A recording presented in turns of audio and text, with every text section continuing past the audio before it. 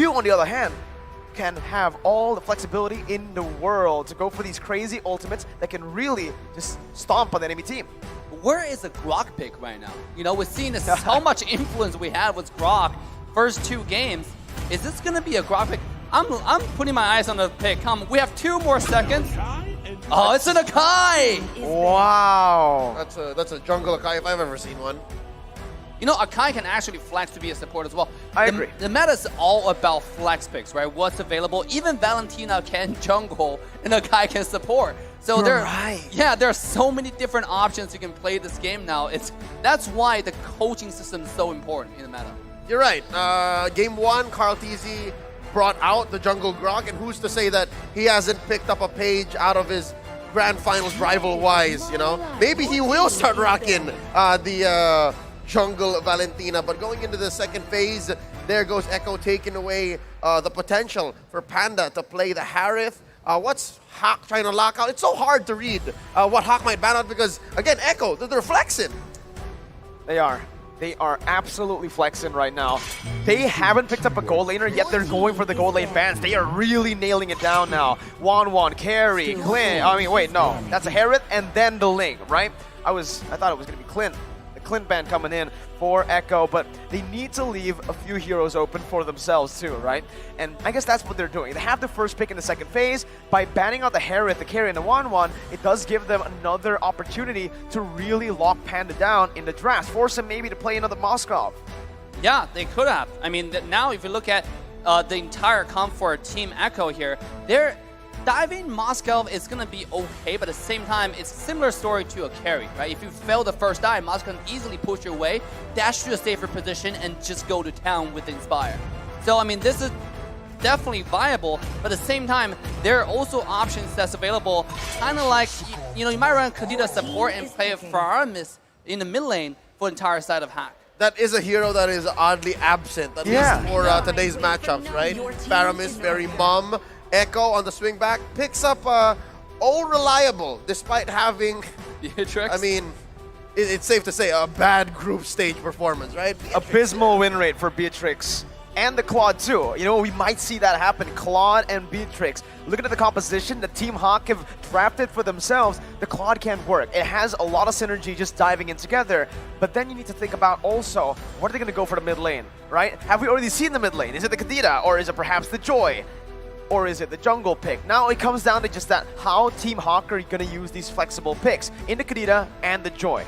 Are they going to pick up an Atlas? Because they need an engage right here, right? I think Brody. Yeah, or yes, you know, another marksman like Brody would be really good because strong early game to really take away a lot of Bendy's early game power. And now here we go, the last 2 picks. They go for Claude. And Hilda. Looking at this lineup, you can see that it's in their essence that they're trying to stop the whole Valentina dynamic, right? Like Blazing Duet, nah. Power of Wildness, nah, right? Bravest Fighter, Rhythm Beat, you feel bad if you stole those as a Valentina, but now in execution, will it be the same way? In practice, can they make the most of that? Echo has one more pick to go with. What else is missing? Because again, the whole flex thing, it's even getting me confused. At this point, just put the Akai in the jungle, right? Just pick up a solid roamer for yourself right now. No Grok, no Kufra, no Cho. There's a lot of crazy bans here already. Hey, Natalia's up for grabs and Yaoi wants to play it. And also, fun fact, Beatrix's total assists in career has reached 5,800. As a hero. As a hero. In pro play.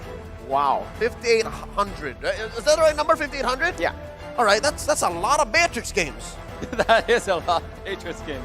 But Natalia as a pick definitely was not something that I expected coming out today from Team Echo. But it makes a lot of sense, right? Because, okay, if your hero is going to give our jungler a hard time, why don't I do the exact same? You know, by picking on Natalia and getting vision and just completely mess around in your jungle. Yeah, the only real nombo I'm seeing from Echo is they picked the Natalia into the Hilda, who can play, in this case, woman-to-woman defense. Right? The power of wildness, right? Yeah. Obviously. You just check in where Yaoi could be. So it's now, again, reverse psychology. I know where you are. Are you going to do what I expect you to do? Because if not, then that's a huge cross-map game of tag. Well, let's see the execution of both of these drafts once again. Match point for Echo. Team HAQ, they need to pull out all the cards they have. Ladies and gentlemen, game number 3 of this best of 5. Wait, this is a lane swap? This is a lane swap. I see Claude on the top lane. And meanwhile, their EXP laner now is going to the goal lane for Team HAQ. This is the Malaysian swap we're talking about. TM! The Malaysia swap TM! And of course, not to say where Yaoi is, but look, he's looking for an early catch, and Min is doing just Min things. Back to regular programming. It's also Valentina in the jungle, not the Akai Sakai mid.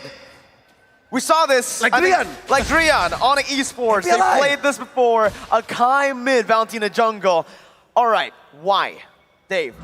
I mean, right now it's all about getting level 4, right? Who gets a level 4 before the first hurdle is going to have the upper hand. And sometimes you can see a Chao-Selena combo, just make sure more people get level 4 at the first hurdle. Akai mid can do the exact same because you can push an enemy jungler away and give your team the upper hand on getting the first hurdle. Min may have walked into an alley he cannot get out of, or can he?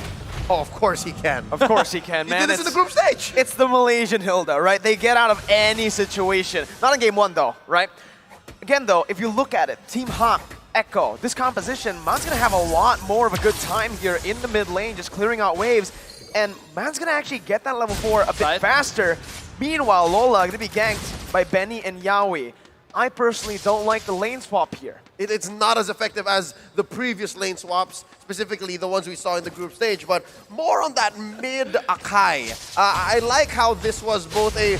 Oh, watch out. Oh, Loa's fine. It was more of a reparative move, if I'd say, a calibration, because look, there's not many ults that the Valentina can steal, right? So what you do with that heavy spin is you help confirm objectives. Uh-oh. Look how deep Gary is. Oh, Sanford. Gary needs to be very, very careful. The Petrify finds him, but Gary is going to be able to actually sidestep out of that one. Once again, jumping out. Heavy spin popped in. 2 ultimates, 3. Count call TZ. And now it's time for Team HAQ to use this resource advantage, but Yaoi's dealing so much damage onto Gary right now. Panda picks up the gold buff. Yaoi is going to be caught. Panda dealing out just a bit of damage, revealing them with a battle mirror image, and Echo are forced to back away. Panda still just trying to clear the wave. I mean, this is the even trade on skills, but look at Team HAQ pressuring Panda's lane, making sure he gets so much farming. Here comes the dive. They're going onto Yaoi, and it's a good targeting move by Team HAQ. First blood over to Team HAQ as Min is going to be targeted by Sanji, who rotates in, but he doesn't have the heavy spin to really punish the other members of Team HAQ. I just gotta say this early on, right? 3 minutes in, the absence of Benny Cutie and of course Carl TZ calling the shot. Well, maybe because we also haven't seen the full potential of Yaoi. Is Echo lacking damage here? I mean, it seems like it on the other side because Joy, really hard to kill. Kadita, really hard to catch. Hilda, how do you kill Hilda? Flee by Min. It's impossible, right? I mean, yes, you're lacking damage. It's not really you're lacking damage. It's the other side are just way too tanky for you to do anything about that. Here we go. 4-man gank, 3 ultimates. Holy moly. It's a 4-min gank. Yeah, it's a 4-min gank. Okay. Oh, I see what you did there. And I also see what Sanford's trying to do here with the Black Dragon form. He gets the Petrify down. Man is going to be able to pop that rough waves. Gets all the HP back as Scary jumps back and forth. Looking for the Retribution as Sanford joins in with a Furious Dive. Lola going to be able to find a kill onto Carl TZ. Sanford falling 2. Team HAQ finds 2 on the board with the turtle as well. Lola flickering out. Yaoi baited in. Gary looking for the kill. Yaoi gonna be taken down. Double kill for the man, Gary. That's a non-starter. Echo walked into a fight that they could have sworn they could win, but THQ said, Team HAQ says, no, we'll take your lunch money and we'll ask for it again tomorrow. They want so much on the map and they're not done. They're not. This is a Malaysian style at a full display right here. Hilda trading 4 ultimates on the blue side jungle of Echo. At the same time, entire HAQ just started the turtle on command. You know, they know you don't have the ultimate, you don't have the skill necessary to contest this objective. They started it, and Echo, when they showed up, Team HAQ punished him and punished him properly. Here we go again. Oh my god, 2 times now. There's so many ults used just to get him out of the way. He's such a nuisance in this game. And right now, I do feel like he's a bit more just reliable in this game compared to game 1, even though Echo have drafted themselves a better early game comp. Yeah, Echo's really trying. And again, despite this Natalia not dealing too much damage, Yaoi has hit a career milestone. The Loverboy has dealt millions now in damage. But wait, even Panda, they're struggling to kill even just Panda. All right, now I like it, right? At first, I was a bit, you know, I was doubting the lane swap because, again, Benny's going to be able to find a lot of gold early on to scale onto those item power spikes. Thing is, it's not a full lane swap that they usually do. It's just to get Panda that level advantage to then come down towards the gold lane to win out of the lane and to actually bully the Beatrix. So it's an adaptive lane swap that's really good for Team HAQ. And also, Team HAQ's taking very, very smart and slow, right? They were on the bottom side farming the wave. He expected somebody to show up, right? Just use the Blazing Duet to get the wave, get the farm, and then dip, right? Get out of there. Here we go. The next turtle contest is live. Sanji trying to create an opening for his team as Lola does the same, zoning Sanji away.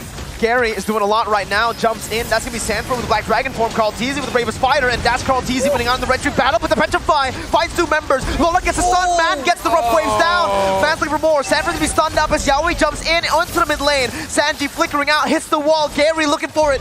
Finds the killing spree, and the mid lane turret falls. It's a trade, but Lola in that gold lane now is still going to be able to survive. Meanwhile, Min chasing Yaoi down will mean that Team HAQ will have all they can say on the mid lane tier 1. That's a turtle for Echo, but they suffered so many losses. I can tell that Benny Cutie also had some hard decisions to make, and it ended up not killing or not dealing damage to anybody. Yeah, and now look at Yaoi getting vision. It's more of a mental game right now on both sides, right? Who's going to outsmart each other? Because both sides, like, they don't have a set strategy, full-on engage. It's like one at a time. You really have to play careful. Look, Panda shoved the lane and dip, but Yaoi is on the chase. Oh, and he finds the kill. Min tried his best to just give him vision there, but unfortunately, Echo, with that positioning, onto the flanks. They were able to catch Panda off guard. All right, this could be, you know, 1,000 times worse for Echo, given that this is a 2K lead for HAQ, and Echo slowly putting some damage on the board, but I don't think it's enough. Min? Sanji. Oh, no wall to pin Min down there. Nope. Yeah, Not a starter, still. Oh, here we go though. The damage. They've all used it onto Min. Yaoi's chasing him down as Sanji is going to be able to actually disengage. Yaoi finds the assassination, but that's going to be Man finding the Petrify. Carl Teasy taken low. Lola jumping with Bravest Fighter, and that's going to be Man actually baited in. Benny finds the kill with the Wesker, a weapon we haven't seen in a long time. Lola getting knocked up. That's the damage coming through. Benny with the Renner is absolutely massive as that's going to be Panda terrified. Gary jumping into the back line right now. He's almost finding the kill. Benny swaps back into Wesker. Yaoi jumping into the silence on that Natalia. Not dealing enough damage to take Panda down. Team HAQ, last game, they were rushing it a little bit, and this game, they're doing the exact same thing. They were finding the dive they should not have, and you can see Yaoi is playing the smart game, the brain game, right? She's getting the vision on the blue side jungle of Team HAQ, and once he realized where Panda was, he found a kill onto Panda, and then he flanked, found a kill onto Min. It is one at a time, very strategic move coming out from Yaoi. I mean, say what you will about the whole roamer getting all the kills situation, but you gotta do what you gotta do to help Echo bounce back, right? And shut down who you need to shut down for Team HAQ. And they're making pushes, and look, here's a heavy spin out. Yo, Echo knows that they're still out of their breath. HAQ is gonna get this clean. It's a good execution here in terms of how to control the neutral objective by Team HAQ, but it's also a very good response by Echo. They, like you said, they know that they cannot take this fight. They will lose straight out in the 5v5. So they instead rotate Yaoi over to pick up a trade. It's not a worth it trade, but that's what they can get right now. But look at Benny's farm though. He's getting there, right? He's about to build a corrosion size into the golden staff. Once he gets those items, Hilda's not going to survive very quickly. He already finished the core damage items, make sure all the skill is going to do damage no matter who it comes. And now it's about shredding the tanks. But here comes the defense. I mean, this Benny, can he hold the Lord? I think it's going to be pretty easy with the SMG. We'll see, right? With the Bennett, it's even faster. So he uses the ultimate, but Team HAQ are still going to be able to use a second wave and even just a cannon wave from the previous minion. Tier 2, #1 taken down in the top side. Mid lane going to be taken down too as the bottom lane too. This is just very good micro from Team HAQ to control this side as Man jumps in, finds the pick on the Sanford. Panda with the BMI, Gary to be pinned down, as that's going to be Sanji just wreaking havoc, but Gary does the same thing, dodging away from the CC, dealing damage while he's at it. A 1-for-1 as Sanford and Man get taken out, but it's still Team HAQ who find the base turret and find the better value. I mean, this is very, very exciting what Team HAQ does. They know Yaoi's looking for the flank, the back line. So what did it do? The ultimate bonding experience, right? The group does make sure you can't do anything at all. At the same time, Panda's a little bit tanky, was mentioned earlier. He built a little bit of defense item to make sure he doesn't get one-shotted. As long as this guy stays alive for actual 1 second, that will help. And here comes the damage! Whoa! What a combination! With the Redder shot and the assassination, now it's gonna be Lola who's gonna be caught. Yaoi jumps in again, and Sanford is the one who picks up the kill. On top of nothing, Echo were able to find a pick. There's still some punishment from Echo because Team HAQ stayed a little longer than they should have. Should have been happy with that mid lane inhibitor push, with that Lord. One try, one go, success. But they stayed, and I think the vision that the lover boy, Yaoi, provided was super instrumental to get this done. Now, talking about the Echo situation, heavy spin away, I gotta say, they can't win on conventional terms. They always have to win team fights, because their lineup almost has zero wave management. Like, they have to win fights. Oh, here, oh, man! Oh, I thought Beatrix's Renner was nerfed. Look at the damage he did to Man. What? it's an 11-minute, almost 3-core item Beatrix. True. That's what it does. Oh my god, that's a lot of damage, right? It just feels like the old Beatrix there with the Renner shot. Yeah, it had what now? A Roar and Blade of Despair, right? Yes. It's almost everything you need. The Malefic Roar plus Blade of Despair, that's going to be a lot of damage. Plus, Man is going full damage, right? Like this guy, the good thing about it, even though he took a lot of damage, he can recover with the passive really quickly. You know, so he's back to full HP again, and this time, HAQ, I think if they want to win this game, they have to just play careful. Every time they play sloppy, they get punished really heavily. And here we go, they're going for the Lord. The very, very steady gameplay coming out from Team HAQ. This might just be what they needed to win the game. Red Tree comes in, Lola jumps in with the Bravest Fighter now. Again, zoning Echo away, and Echo just did not have anything to respond to that Lord play. It's another Lord, but unfortunately for Team HAQ, it's not the enhanced Lord just yet. Yep, they killed the Lord a little too quick. But then again, a free objective, we'll take it. Enhance their minions, force a push. And again, I think the reasons why they did that is because Echo, as mentioned earlier, has really bad wave clear. So force the issue. Keep going. Look at Yaoi, just on the side. He's trying to camp, but again, the UB is too strong, right? I mean, like the ultimate bonding experience on the top side now, they're going to get a free tower. At this point, the Lord wave is more valuable than the Lord itself. You know, they're pushing the tower for free. More than just for free, they pick up a kill as well, and it's Sanji who falls on the Akai pick in the mid lane. Now let's talk a little bit about that, right? It was a risky move by Echo to go for the Akai in mid and instead flex the Valentina over in the jungle. What do you think they have to do now with this composition? I mean, at this point, it's really have to capitalize on more misplay or the sloppiness from HAQ. Because this is a HAQ's game to lose at this point. Thinking about 3,000 go to head. Here comes Sanford getting the petrify down onto Man. Now still getting back to HP. Yaoi absolutely assassinates the mid laner, but Panda shuts him down. That's some more gold onto Panda that you do not want on him for Echo. Right now, with the loss of your roamer that can flank and give you vision, Team HAQ to be able to actually siege that base turret down. Panda jumps back to his PMI, and Team HAQ are just playing it disciplinedly. From worst to bad to not so bad to just no base turrets left, the situation for Echo has to have some rubber band, and I just can't put my finger on it. You were asking about if the mid Akai was a little too risky. If I remember correctly, that MPLI mid Akai on Drian was a snowball lineup. I don't see any snowball from Echo right here, right now, 14 minutes in. Yeah, absolutely. It's a reverse snowball, actually. You know, with all the vision coming out from Hilda. Natala, even though he's finding, he's trying to do the best he can from Yaoi's perspective. But the team is just not able to follow up with damage because you have a Hilda on their entire team's face, absolutely unkillable. So it's, again, at this point, you can see the Team HAQ is being very disciplined, sinking the wave, actually not pushing the wave at all, just slowly but surely making sure the wave is pushed down to their side so Echo doesn't find any farm, maintain their goal lead, and wait for the next Lord. But here comes the punishment from Yaoi. That's a lot of damage, my dude. And Yaoi just deleted Man. No one's going to be able to find him too right now.